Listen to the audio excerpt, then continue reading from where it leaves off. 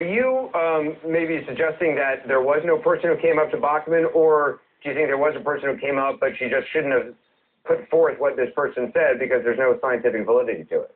Yeah, great question. I don't doubt somebody came up to her, but you don't put that into your statements. You don't go on national television and repeat it and repeat it. That's an anecdote. It's not verified. You don't know if the woman's telling the truth or even understand what's going on. It's like saying, gosh, I was attacked by aliens and they abducted me, and what is the government going to do to stop this? You also take issue with Bachman's stance against mandatory vaccinations. I mean, there's the medical stuff which we've been talking about that she has no evidence for.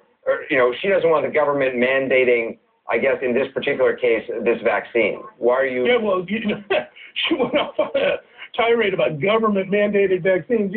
It'll come as some surprise to those in the military to find out that she's opposed to government-mandated vaccines. Every person in the military gets a government-mandated vaccine.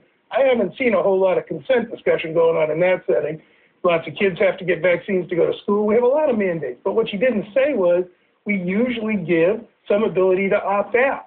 So when I say, yeah, I think we should be mandating vaccines, all I'm saying is let's presume that it's good to give them. Let's presume it's good to save lives. Let's presume we're sick of seeing people die from the flu, from mumps, measles, from HPV. And let's, in fact, then say, okay, under what circumstances can you opt out of it? But, there's nothing all that spooky about a mandate. I don't think the vaccine police are coming to your house and dragging your daughter down the street and injecting her. And there was an opt-out provision in the Texas case that she was referring to. She's saying, though, it shouldn't be mandated, that basically it should be opt-in, that parents have the option to opt in.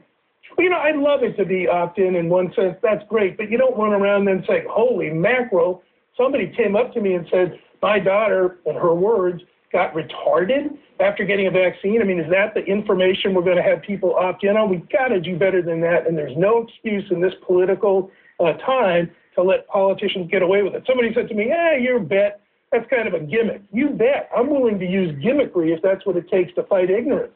So you got the $10,000 ready to go? I do. I got my checkbook handy. I'm waiting. All right. Art, we'll check in with you and see what happens. I appreciate being on. Thanks. We're following several other stories tonight, I should say, as a 360 News and Business Bulletin. I should.